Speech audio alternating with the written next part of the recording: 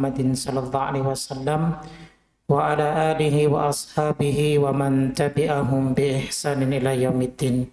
Allahumma la sahla illa ma ja'altahu sahla wa anta taj'alul hazna idza syi'ta sahla. Hadirin jamaah sekalian rahimakumullah, alhamdulillah. Pertama, mari kita panjatkan puji syukur kita kepada Allah Subhanahu wa taala, tentunya atas segala nikmat yang Allah berikan kepada kita, terkhusus nikmat iman yang menjadikan kita sebagai hamba yang selalu berusaha untuk meningkatkan kualitas ketakwaan kita kepadanya dengan menjalankan segala perintah-perintahnya dan menjauhi larangan-larangannya. Kemudian salawat dan salam tak lupa kita junjungkan kepada Nabi kita Muhammad SAW beserta sahabat beliau dan juga orang-orang yang istiqamah menjalankan sunnah-sunnah beliau. Baik, jamaah sekalian rahimakumullah, pagi ini insyaallah tema yang akan kita bahas masih perjalanan setelah kematian, yaitu tentang surga, di mana surga ini merupakan cita-cita bagi kita semuanya.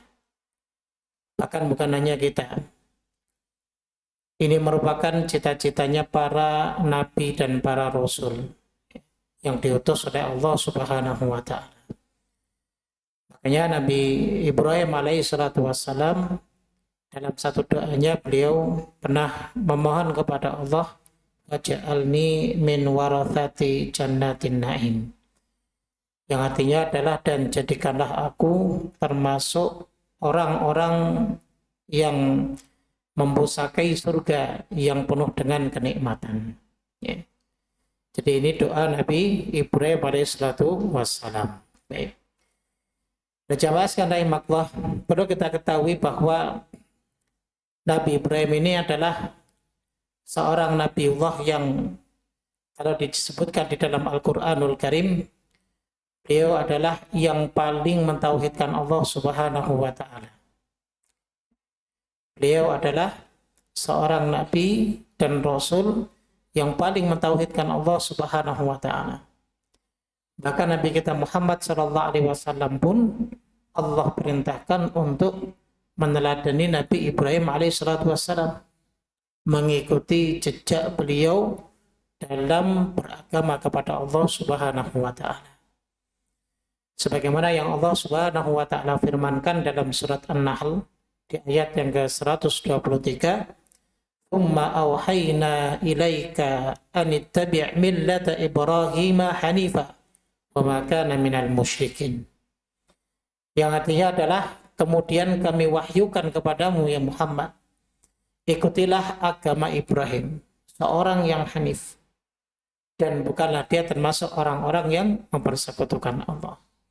Jadi Nabi kita Muhammad SAW pun Allah Subhanahu wa ta'ala perintahkan untuk meneladani Nabi Ibrahim alaihi salatu wassalam.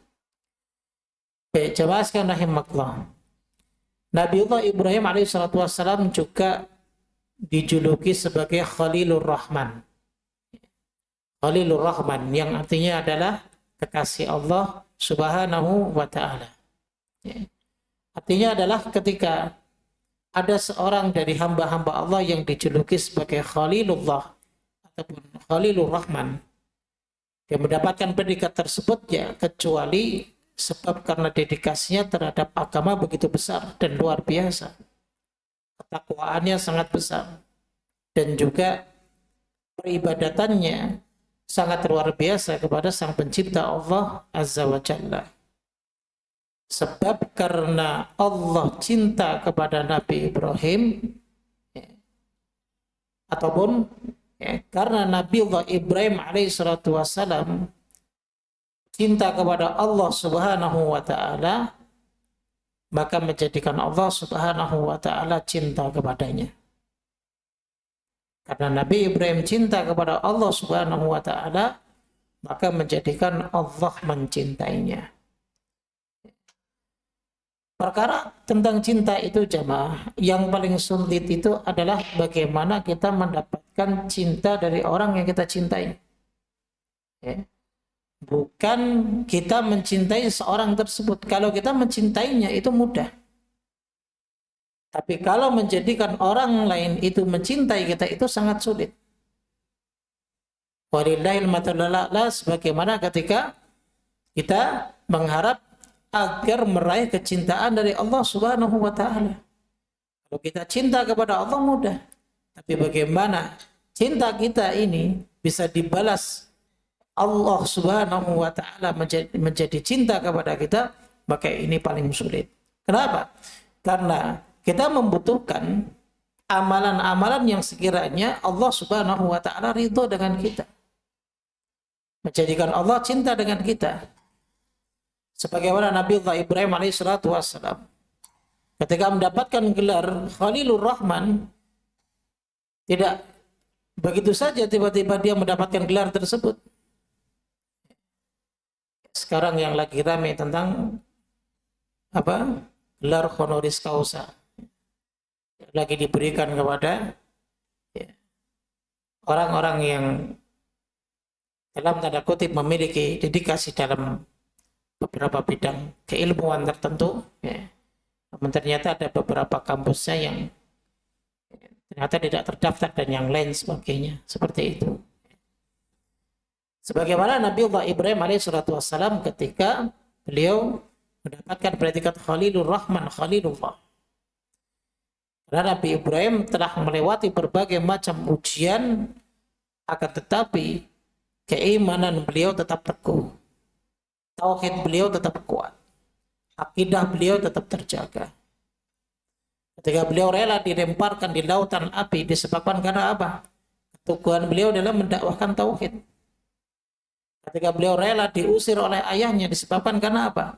Disebabkan karena beliau mengajak ayahnya untuk meninggalkan berhala. Ketika beliau rela untuk terusir dari tanah airnya sendiri, sebabkan apa? Sebab beliau menentang perbuatan dan peribadatan yang dilakukan oleh kaumnya. Beliau juga rela untuk terpisah dari istri dan anak beliau Ismail alaihissalatu wassalam karena ketaatan dan ketundukan beliau kepada Allah Subhanahu wa taala. Beliau juga rela untuk menyembelih anaknya Ismail alaihissalatu wassalam. Ini pun menunjukkan ketaatan dan ketundukan beliau alaihissalatu wassalam kepada Allah Subhanahu wa taala. Jadi beliau lebih mengedepankan kecintaan beliau kepada Allah daripada kecintaan beliau kepada yang lainnya. Beliau tidak peduli dengan keadaan dirinya ketika dilemparkan ke api oleh pemerintah di zaman beliau. Beliau tidak peduli ketika sedang bahagia-bahagianya setelah menunggu sangat lama sekali untuk mendapatkan keturunan. Tapi ternyata Allah Subhanahu wa taala justru malah perintahkan Nabi Ibrahim untuk mengasingkan Hajar dan putranya. Ketika anak sudah mulai tumbuh dewasa, begitu bahagianya beliau yang setiap waktu kadang mengunjunginya, tiba-tiba Allah perintahkan untuk menyembelihnya. Kalau bukan orang-orang yang kuat akidahnya, kalau bukan benar-benar orang yang tauhidnya murni karena Allah Subhanahu wa taala, ketundukannya benar-benar ikhlas kepada Allah Subhanahu wa taala, maka tidak mungkin seorang tersebut melakukan hal-hal yang demikian. Makanya Allah Subhanahu wa taala menyebutkan di dalam surat An-Nisa ayat 125, wattakhadallahu Ibrahima khalila. Allah mengambil ataupun menjadikan Ibrahim sebagai kekasihnya, seperti itu. Baik, jelaskan rahimahullah terkait dengan derajat khullah, kekasih. Al-khullah, derajat kekasih ini, kalau dalam bahasa Arab, seseorang kalau sudah mengungkapkan al-khullah, berarti dia lebih tinggi derajatnya dibanding mawaddah dan juga mahabbah. Makna mawaddah dan mawaddah itu sama, cinta. Mengasihi, mencintai. Akan tetapi memiliki derajat yang berbeda. Kalau sudah derajatnya khullah itu sudah di atas skalanya. Jadi dia di atas mawaddah dan mahabbah. Kita pernah mungkin mendengar kalimat sakinah mawaddah, ya kan? Sakinah itu tenang, ya. Mawaddah itu saling mencinta, kecintaan. Jadi kalau kita doakan misal orang yang baru menikah kan biasanya Semoga sakinah, mawaddah, dan rahmah seperti itu. Kalau mahabbah sama artinya mencintai. Tapi kalau sudah khullah, ini derajatnya lebih tinggi dari mawaddah dan mahabbah seperti itu. Baik, kemudian jemaah sekalian rahimakumullah, ternyata tidak hanya Nabi Ibrahim alaihissalam saja yang mendapatkan predikat al-khullah, ya. Tapi juga Nabi kita alaihissalam, ya, beliau juga mendapat predikat khullah, kekasih Allah subhanahu wa ta'ala. Jadi hanya dua hamba saja yang mendapatkan predikat al-khullah, yaitu Nabiullah Ibrahim dan juga Nabi kita Muhammad sallallahu alaihi wasallam. Dalilnya adalah sebagaimana yang diriwayatkan oleh Imam Muslim, Nabi kita sallallahu alaihi wasallam bersabda, "Fa innallaha ta'ala qad ittakhadhani khalilan kama ittakhadha Ibrahima khalilan." Maka sesungguhnya Allah telah menjadikan aku sebagai kekasihnya, sebagaimana Allah menjadikan Ibrahim sebagai kekasihnya. Jadi dua sosok manusia inilah yang menjadi kekasih Allah subhanahu wa ta'ala. Baik. Kemudian jemaah sekalian rahimakumullah, mungkin ada yang bertanya-tanya di antara antum sekalian, kok kenapa saya memulai pembahasan surga itu dari pembahasan Nabi Ibrahim alaihissalam dan juga Nabi kita Muhammad sallallahu alaihi wasallam, keduanya mendapatkan predikat khullah. Karena yang sedang ingin kita bicarakan adalah tentang surga yang dimana, ya, Nabiullah Ibrahim dan Nabi kita Muhammad sallallahu alaihi wasallam, kedua sosok yang dicintai Allah subhanahu wa ta'ala pun keduanya mengharapkan surga dari Allah subhanahu wa ta'ala. Ini untuk membantah kepada mereka orang-orang yang mengatakan dalam beribadah itu jangan mengharap surga. Dalam beribadah jangan mengharap surga. Ibadah itu dilakukan hanya karena cinta kepada Allah. Kalau ibadah itu mengharap surga, maka ibadahnya seperti para pedagang. Kalau ibadahnya mengharap surga, maka ibadahnya seperti para pedagang. Dia jual, maka dia harus dapat keuntungan seperti itu. Jadi ada yang berpendapat demikian, sehingga kita bantah bahwa yang menjadi teladan kita adalah manusia-manusia yang Allah jadikan mereka sebagai kekasihnya. Tentunya derajatnya sangat tinggi sekali di sisi Allah subhanahu wa ta'ala. Ternyata dua sosok ini memberikan teladan kepada kita untuk mengharap surga. Untuk mengharap surga. Sebagaimana doa beliau Nabi Ibrahim alaihissalam yang tadi sudah kita sebutkan. Waj'alni min warathati jannatin na'im. Ini doa Nabi Ibrahim alaihissalam. Dan juga Nabi kita Muhammad sallallahu alaihi wasallam juga pernah berdoa, Allahumma inni as'alukal jannah. Ya Allah, aku meminta kepadamu surga. Wa a'udzubika minan nar, dan aku berlindung kepadamu dari api neraka. Jelas berarti dua sosok yang kita diperintahkan untuk meneladaninya pun keduanya yang menjadi kekasih Allah, ini mereka juga mengharap surga Allah subhanahu wa ta'ala. Artinya ketika dalam dua doa ini isinya adalah harapan agar mendapatkan surga Allah, sehingga semua ibadah yang dikerjakan pasti mengarah kepada apa? Harapan agar supaya mendapat surga Allah. Ya. Karena ibadah itu, ya, salah satu intisarinya itu adalah bentuk harapan hamba kepada Rabb-nya. Ya. Salah satu intisari dari ibadah itu adalah bentuk harapan. Kalau kita mengerjakan sesuatu tanpa ada harapan, maka sesuatu tersebut dalam syariat tidak disebut sebagai ibadah. Makanya, ya, ada tiga hal yang perlu kita masukkan dalam setiap kita beribadah kepada Allah subhanahu wa ta'ala. Antaranya adalah yang pertama mahabbah, kecintaan. Jadi dalam ibadah tidak hanya kita ya, mengerjakan atau tidak kita dalam beribadah ya tidak hanya menunaikan dari sisi sifat kewajibannya saja, tapi ketika kita beribadah kepada Allah Azza wa Jalla, maka hadirkan kecintaan kita. Yang kedua adalah rasa takut, itu juga wajib untuk kita hadirkan. Dan yang ketiga adalah apa? Rasa berharap kita kepada Allah Subhanahu wa Ta'ala. Jadi seorang hamba ketika beribadah tidak menghadirkan ketiga-tiganya, ya, maka dia akan berada dalam posisi-posisi tertentu yang bukan seorang muslim yang benar-benar mengikuti ya, jalannya Allah Subhanahu wa Ta'ala dan jalannya Rasulnya Sallallahu Alaihi Wasallam. Ibadah menghilangkan rasa takut, atau ibadah menghilangkan rasa cinta, atau ibadah menghilangkan rasa berharap, maka kita akan berada di posisi yang lainnya.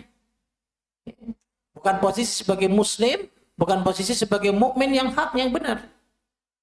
Sebab dalam ibadahnya tidak menyempurnakan tiga hal yang menjadi kewajiban bagi seorang hamba ketika dia menjalankan perintah Allah Subhanahu wa Ta'ala. Cinta, kemudian takut, dan yang ketiga adalah rasa berharap, seperti itu.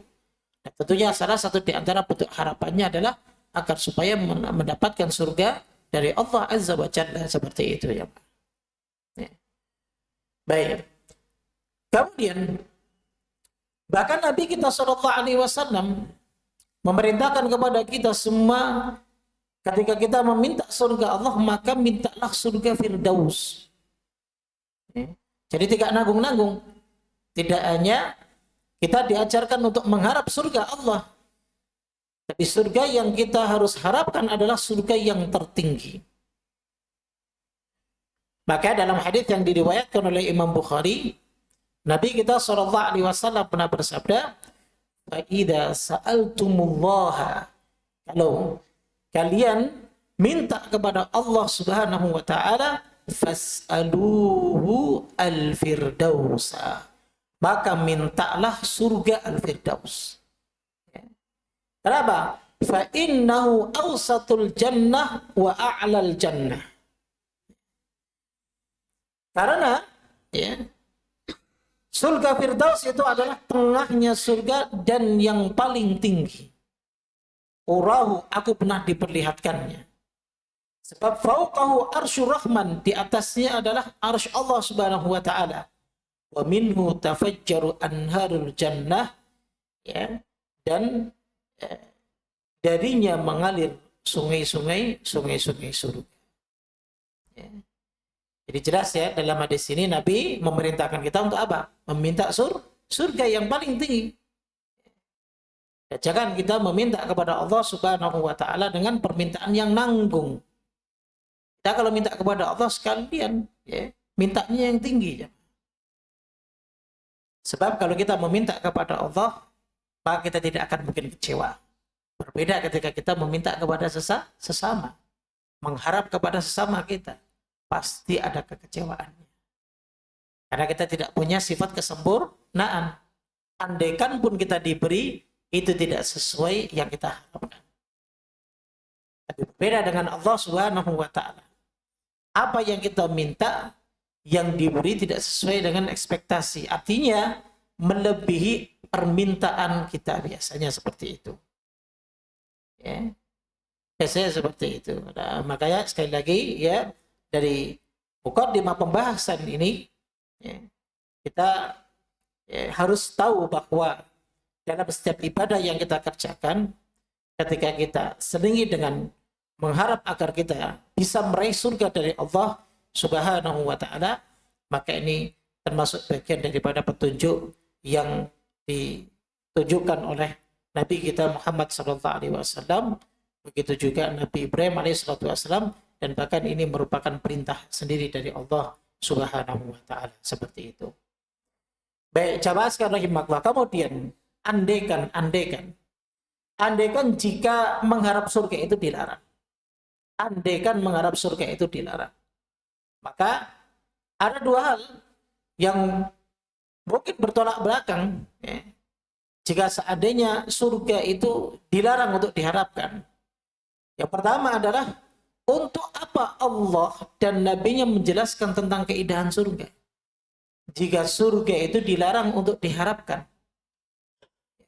Allah jelaskan nanti di surga, penduduknya akan mendapatkan kenikmatan yang abadi kekal selama-lamanya.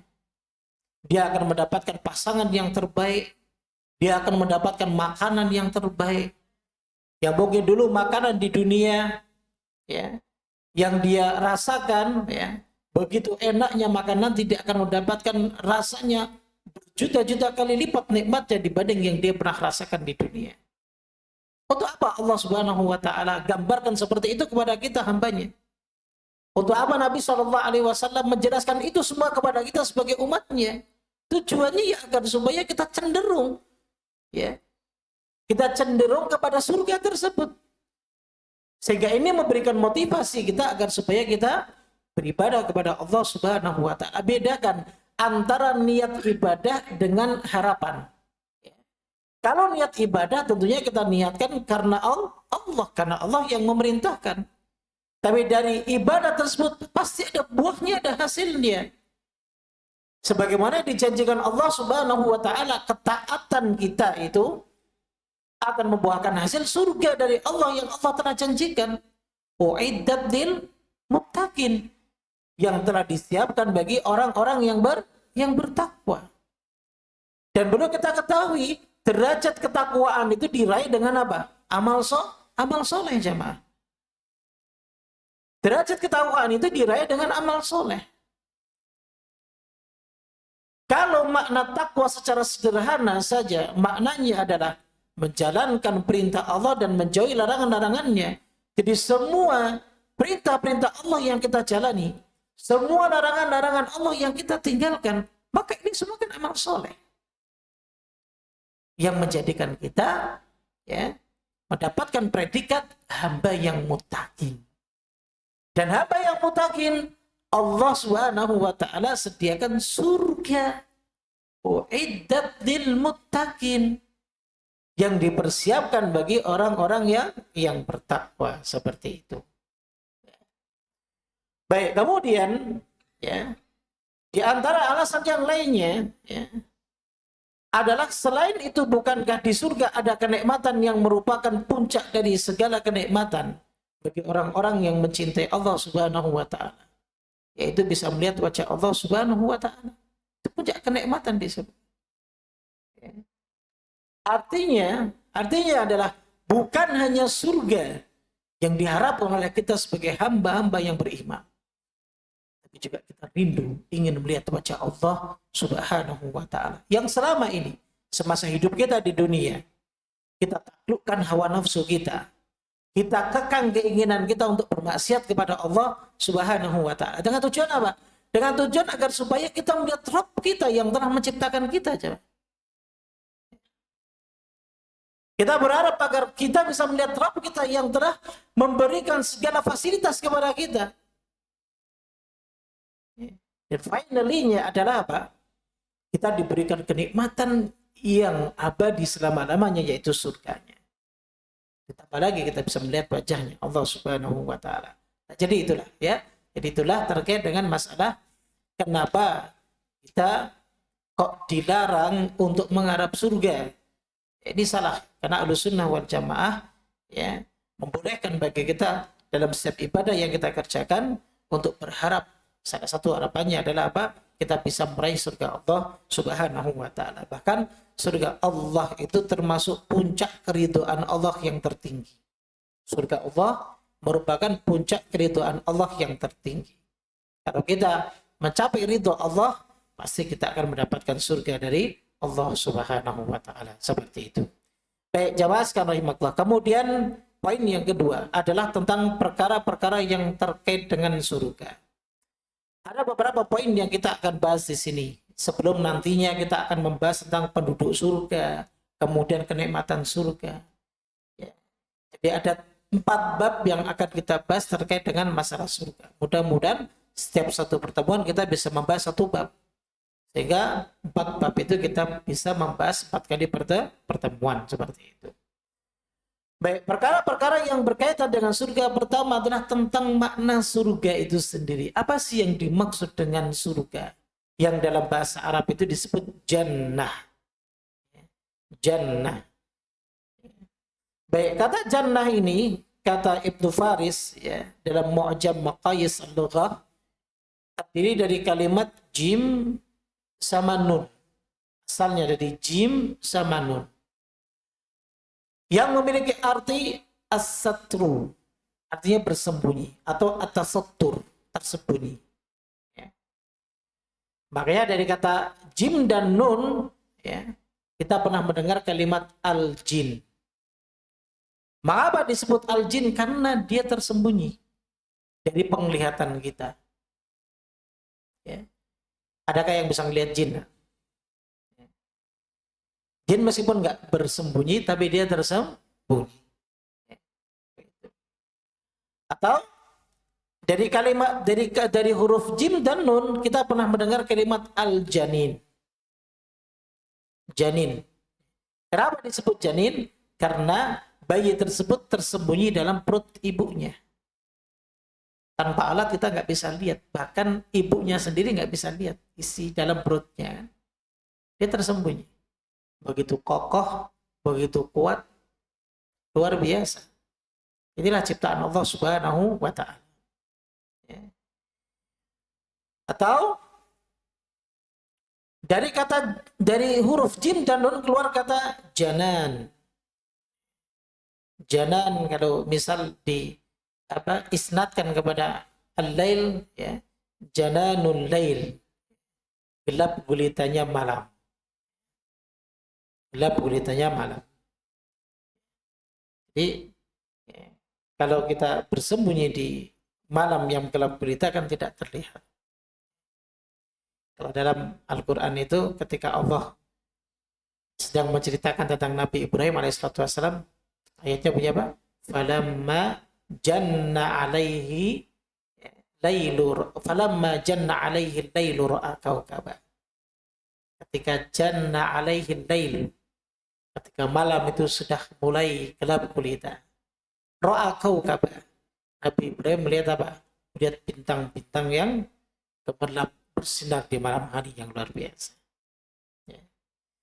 Seperti itu.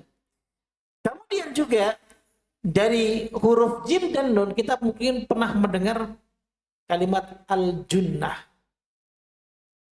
Dalam hadis Nabi SAW, ya, ketika beliau ya, mengumpamakan puasa itu, dia menyebutkan as-saumu junnah.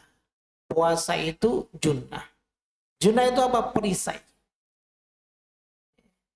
Jadi kalau seseorang sudah berlindung ya, dari sebuah perisai, ya, maka itu akan tersembunyi. Artinya dia tersembunyi dari badannya tersembunyi dari perisai tersebut sehingga dapat melindunginya. Misal dari apa? Dari senjata musuhnya dan yang lain sebagainya. Harus menggunakan perisai. Kalau sekarang anak-anak sekarang tawuran nggak pakai perisai. Yang dibawa apa? Air keras. Baru tadi subuh Pak saya lewat Sukarno, mau kejebak hampir saja kena itu air keras. Di Hanura Pak, samping kali. Padahal di situ juga ada pos polisi itu. Yang mau ke arah Petojo. Anak-anak sedang bawa apa? Air keras Pak, disiram-siramkan itu. Lagi apa? Padahal di situ juga ada sampah, situ ada bapak-bapak di situ nggak ada yang ngelerai. Dia pada tahu nah, saya sudah masuk ke tengah-tengah, waduh kejebak saya balik lagi. Cari jalan lain. Banyak gerombolan anak-anak itu, 2 kubu. Itu ada bapak-bapak yang duduk-duduk nggak ada yang misahkan. Takut juga kali. Nah begitu. Jadi junnah itu perisai. Nah dari huruf jim dan nun juga keluar kalimat kalau pernah dengar junun. Junun itu gila. Kenapa dia disebut gila itu dalam bahasa Arab disebut dengan kalimat junun? Sebab akalnya sudah tertutup, tersembunyi. Seperti itu. Makanya ya begitu juga dengan al-jannah yang jamaknya adalah jannatun. Kan di Quran terkadang Allah menyebut al-jannah dengan kata mufrad, dan juga Allah menyebut kadang dengan kata jamak. Jannatu adnin tajri, kan, min tahtihal anhar khalidina fiha. Maka para ulama mengatakan secara bahasa artinya adalah taman yang pohon-pohonnya rindang.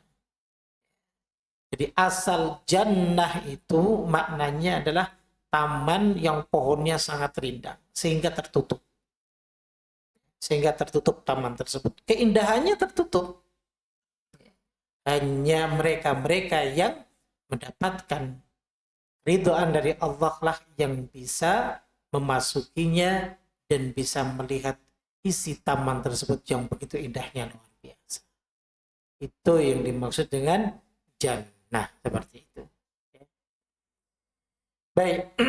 Nah, kalau secara istilah ya, jannah yang dimaksud adalah tempat yang Allah telah sediakan bagi hamba-hambanya yang bertakwa. Itu jannah. Kemudian jelaskan ayat ya. Jannah ataupun surga itu juga memiliki nama-nama yang lain. Artinya Allah di dalam Al-Qur'anul Karim tidak hanya menyebut kalimat jannah saja ataupun surga saja. Kadang Allah menyebut surga itu dengan Darussalam. Darussalam. Ya, tempatnya hamba-hamba Allah Subhanahu wa taala yang selalu mendapatkan ucapan salam. Ya. Di antaranya adalah kalau dalam surat Al-An'am di ayat yang ke-127, Allah Subhanahu wa taala mensifati surga itu dengan Darussalam, lahum darussalami 'inda rabbihim wa huwa waliyuhum bima kanu ya'malun. Bagi mereka disediakan Darussalam, yang dimaksud Darussalam itu apa? Surga. Pada sisi Allah Subhanahu wa taala, dan dialah pelindung mereka disebabkan amal-amal saleh yang selalu mereka kerjakan. Kemudian juga surga disebut dengan Al-Firdaus. Jadi tidak Allah menyebut Jannatu Firdaus. Ataupun ya, Allah terkadang juga menyebut dengan Jannatul Firdaus. Tapi terkadang langsung Allah menyebutkan Firdaus. Contoh dalam surat Al-Mu'minun di ayat yang ke-23. Di mana Allah berfirman, Alladzina yarithunal firdausa hum fiha khalidun. Yakni mereka yang mewarisi Firdaus, yang dimaksud adalah surga Firdaus. Jadi Allah kadang menyebut Firdaus saja, teman, kadang di ayat yang lain Allah sebut Jannatu Firdaus, seperti surat Al-Kahfi ayat 107. Lahum jannatul firdausi nuzula. Lahum jannatul firdausi nuzula. Begitu. Kemudian terkadang juga Allah Subhanahu wa taala menyebut ya, surga itu dengan kata al-husna. Al-husna. Ya. Contohnya adalah dalam surat An-Nisa ayat 95 ketika Allah membedakan antara orang mukmin yang duduk-duduk tidak ikut berperang dengan orang-orang mukmin yang mereka ikut berperang di jalan Allah Subhanahu wa taala, itu enggak sama. La yastawil qa'iduna minal mu'minin ghairu ulid darari wal mujahiduna fi sabilillahi bi amwalihim wa anfusihim. Beda kedudukannya. Kalau orang mukmin yang enggak punya udzur, dia enggak ikut perang, dengan mereka para mujahid yang berperang di jalan Allah, kedudukannya beda. Kemudian Allah menyebutkan wa kullu wa'adallahu al-husna. Kepada masing-masing mereka Allah janjikan pahala yang baik. Yang dimaksud al-husna di sini adalah surga. Begitu ya. Baik, kemudian juga di dalam ayat lain Allah menyebut surga itu dengan kata tuba. Tuba. Tuba. Di antaranya adalah dalam surat Ar-Ra'd ayat yang ke-29. Alladzina amanu wa 'amilus shalihati tuba lahum wa husnu ma'ab. Tuba lahum wa husnu ma'ab. Yang artinya orang-orang yang beriman dan beramal saleh, bagi mereka kebahagiaan tuba, yaitu surga dan tempat kembali yang baik. Jadi tuba ini merupakan nama surga sebagaimana yang disebutkan oleh Ibnu Abbas radhiyallahu taala anhu. Ini dinukil oleh Imam At-Tabari dalam tafsir beliau. Tuba salah satu nama nama dari surga. Meskipun makna secara kalimatnya tuba itu artinya adalah kebahagiaan. Tapi yang dimaksud adalah surga. Kemudian juga Allah terkadang menyebut surga itu dengan darul muqamah. Darul muqamah. Ini sebagaimana yang Allah firmankan dalam surat Fatir ayat 35. Alladzi ahallana daral muqamati min fadlihi la yamassuna fiha nasabun wa la yamassuna fiha lughub. Ya. Yang artinya adalah yang menempatkan kami dalam tempat yang kekal. Tempat yang kekal. Darul muqamah. Yang dimaksud adalah surga. Kemudian juga Allah kadang menyebut dengan kata darul hayawan. Ingat, hayawan ini maknanya bukan hewan, Pak. Hayawan itu bukan hewan maknanya. Makna darul hayawan ya, yang dimaksud adalah tempatnya orang-orang yang hidup. Al-hayawan itu diambil dari kata al-haya, hidup. Dimaksud ini adalah hamba-hamba Allah Subhanahu wa ta'ala. Darul hayawan. Nah, inilah nama-nama ya, surga yang Allah Subhanahu wa ta'ala sering sebutkan di dalam Al-Quran. Kadang Allah menyebutkan jannatun na'im. Kemudian Allah sebutkan dengan ma'wa. Tapi al-ma'wa itu bisa nama surga, bisa neraka. Allah Subhanahu wa ta'ala kadang menyebut surga itu dengan wa ma'wahum ya, dan bagi mereka tempat ya yang terbaik misalnya, ataupun tempat yang terburuk. Jadi itulah sebutan surga ya di dalam Al-Qur'anul Karim dengan beberapa kalimat yang berbeda-beda seperti itu. Sudah jam 6 ya. Cepat ya. Masih poin pertama, ada 4 poin. Tip ya. Mungkin kita cukupkan karena sudah pukul 6. Insyaallah kita akan lanjutkan pembahasannya pada pertemuan berikutnya. Yang akan kita bahas itu diantaranya adalah Jannatul Khulud. Itu surga yang kekal. Ini yang dimaksud, ini surganya Nabi Adam atau ada surga yang lain. Begitu. Ya. Kemudian nanti ada pembahasan terkait dengan apakah surga itu sekarang sudah ada ataupun surga itu sebenarnya belum ada. Cuman Allah mengabarkan saja tapi belum ada. Salah satu ya, dalilnya, dan ini menjadi dalil bagi mereka yang membantah surga itu sekarang belum ada. Seperti contoh ada orang yang dia membangun masjid kemudian dijanjikan oleh Nabi SAW, man bana masjidan lillah banallahu lahu jannata fil banallahu baita fil jannah. Barang siapa yang membangun masjid karena Allah Subhanahu wa ta'ala, maka Allah akan membuatkan rumah nanti di surga. Artinya surga, rumahnya belum ada, ya kan? Berarti kan tempatnya surganya pun belum ada. Allah nanti akan kita bahas itu. Sebelum kita membahas tentang, ya kalau kita membahas tentang penduduk surga siapa saja, tempat-tempat surga itu, ya bagaimana ini, ya mungkin sebagian kita sudah pernah mendengarnya.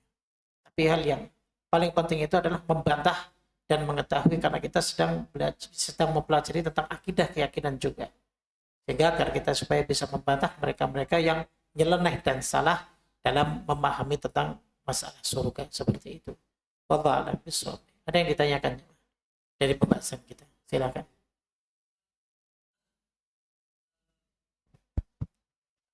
Ya, Assalamualaikum warahmatullahi wabarakatuh. Diulas lagi tadi tentang cinta, takut, dan harapan. Pastinya kita beribadah pasti karena cinta sama Allah, dan untuk meninggalkan begitu takutnya kita dalam melakukan ibadah. Tetapi ini kembali ke saya pribadi, Ustaz ya. Insya Allah saya adalah orang yang paling merasa bersalah lah. Mungkin di sini nih orang yang paling berdosa, dan saya juga merasa orang yang paling dekat sama Allah menurut perasaan saya. Dan saya lakukan ibadah-ibadah yang ya insya Allah sampai hari ini, misalnya salah satu contohnya itu semua sunnah dilakukan lah, termasuk minimal insya Allah istiqomah 2 juz 1 hari itu bertahun lah itu ya, istiqomah. Nah tetapi saya dalam hal harapan itu, saya dalam ibadah itu tidak pernah berdoa itu masukkanlah aku dalam surgamu ya. Tidak pernah saya doa. Karena merasa saya begini, biarlah Allah yang menilai apakah saya ini pantas atau tidak pantas ditempatkan oleh Allah di mana nanti kala di yaumil akhir. Begitu Ustaz. Nah apakah cara itu Ustaz bilang tadi itu kalau dalam ahlu sunnah wal jamaah itu kan kita wajib apa namanya berharapnya disampaikan bahwa kita minta surga. Tapi kan surga itu kan milik Allah, artinya kan rahmat bagi dia, artinya ya. Jadi saya, apakah salah saya tidak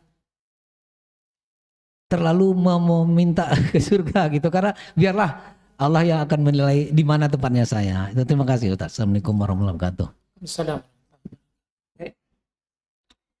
Ketika kita dalam beribadah kepada Allah, seperti tadi sudah saya sebutkan, di antara hal yang perlu kita hadirkan dalam ibadah itu rasa cinta, rasa takut, dan rasa. Jadi di sini sudah terpenuhi rasa cinta dalam ibadah itu sebab karena kecintaan kita kepada Allah. Sehingga menjadikan kita ini mengutamakan ibadah dibanding yang lainnya, kan begitu. Kemudian yang kedua rasa takut, sebab ya kalau kita tidak melaksanakan ibadah, maka ya, bayang-bayang kita adalah apa? Siksa Allah Subhanahu wa ta'ala, kan begitu. Sehingga orang yang beribadah kepada Allah dengan menghadirkan rasa cinta dan takut, ini merupakan kesempurnaan ibadah. Sebab dalam ibadah ya, kalau hanya menghadirkan rasa takut berarti ada keterpaksaan. Ya, maka harus apa? Harus ada rasa cinta, seperti itu. Begitu pula dalam ibadah, kalau hanya menghadirkan rasa cinta saja, maka kita terlalu terbuai dengan hal itu. Sehingga harus menghadirkan rasa takut juga kepada Allah Subhanahu wa ta'ala. Nah, sekarang tinggal satu, berharap. Makanya ketika kita di dalam ibadah kita tidak berharap kepada Allah, maaf ya, ketika kita di dalam ibadah tidak ada ya rasa berharap kepada Allah dalam tanda kutip, maka dikhawatirkan nanti akan masuk ke dalam poin kesombongan. Seakan kita nggak butuh Allah. Memang ya dalam hati kita ya kita butuh Allah seperti itu. Cuman nanti ya kita akan terjatuh kepada keadaan seakan kita ya tadi seperti yang dikatakan bahwa ya nanti untuk masalah apa yang akan Allah Subhanahu wa ta'ala berikan kepada saya itu urusan Allah Subhanahu wa ta'ala. Berarti secara otomatis kita hanya sifatnya menunaikan dan menyelesaikan kewajiban kita saja kepada Allah Subhanahu wa ta'ala, yaitu taat kepadanya. Makanya harus menghadirkan rasa harap ya. Karena disitulah letak di mana Allah Subhanahu wa ta'ala akan ya memberikan kecintaan kepada kita. Allah itu senang kepada hamba-hambanya yang butuh dengan Allah gitu loh. Jadi kalau kita nggak mengharap kepada Allah ya, bukan nggak mengharap kepada Allah, pada saat itu ya harapan tersebut kan pastinya pahala, surga dan yang sebagainya. Nanti itu urusan Allah. Nah kalau tidak kita hadirkan Pak, nanti seakan-akan kita ini nggak butuh sesuatu dari Allah Subhanahu wa ta'ala. Ya. Padahal Allah menginginkan hamba-hambanya itu ya, merasa butuh dengannya. Ketika Allah Subhanahu wa ta'ala ya, berfirman kepada kita, antumul fuqara, kalian itu hamba-hamba yang butuh dengan Allah. Dan Allah Subhanahu wa ta'ala zat yang maha kaya. Jadi harus ada harapan yang masuk ke dalam diri, ke dalam hati kita saat kita beribadah kepada Allah Subhanahu wa ta'ala. Pasti Allah akan berikan apa yang telah, Allah akan balas apa yang telah kita kerjakan. Pasti. Tapi harus ada bentuk rasa harap kita ya. Kita benar-benar harus tunjukkan kepada Allah Subhanahu wa ta'ala. Dan juga ya harapan itu juga salah satu bagian daripada hal yang bisa memotivasi kita Pak, agar supaya ibadah kita itu bisa istiqomah. Mungkin saat ini kita masih bisa menjaga keistiqomahan tersebut. Namun tidak ada yang tahu di kehidupan yang berikutnya ataupun di hari-hari yang berikutnya, di waktu-waktu yang berikutnya, kalau kita tidak menghadirkan rasa harap itu dalam ibadah kita, maka dikhawatirkan akan ada kejemuan. Ada kejemuan dalam beribadah. Sebab dalam ibadah kita nggak tahu apa yang bisa kita dapatkan dan apa yang bisa kita inginkan seperti itu. Ya, sebagaimana contoh dalam walillahil mathalul a'la, ya, dalam contoh dalam kehidupan kita. Ketika kita misal bekerja di sebuah perusahaan, tentunya kan ada harapan, yaitu gaji yang setiap bulan pasti akan kita terima, ya kan? Sehingga kita semangat untuk bekerja, bahkan terkadang kita berani lembur karena ada apa? Ada janji setiap lemburan itu akan dibayar, kan begitu? Sehingga pasti seseorang itu bisa semangat, oh yang penting saya tunaikan kerja saja lah, masalah digaji di ini itu nah urusan bos saya, itu nggak bisa, ya kan? Salah satu yang menjadi dorongan kita untuk bekerja dengan giat, dengan semangat itu adalah sebab karena kita ada harapan yang bisa kita raih, kita dapat di setiap akhir bulan ataupun awal bulan, yaitu gaji ataupun bonus-bonus ketika kita ya lebih rajin dari pekerjaan kita yang biasanya, seperti itu Pak. Ya, sehingga sekali lagi ya wajib harus menghadirkan harapan itu, seperti itu. Dan berharap itu termasuk bagian daripada ibadah itu juga Pak, soalnya, ya kan? Termasuk daripada ibadah. Jadi sehingga ketika kita menghadirkan harapan, ya kita sudah ibadah kepada Allah, itu termasuk ibadah hati. Wallahu a'lam bishawab, seperti itu. Ada lagi?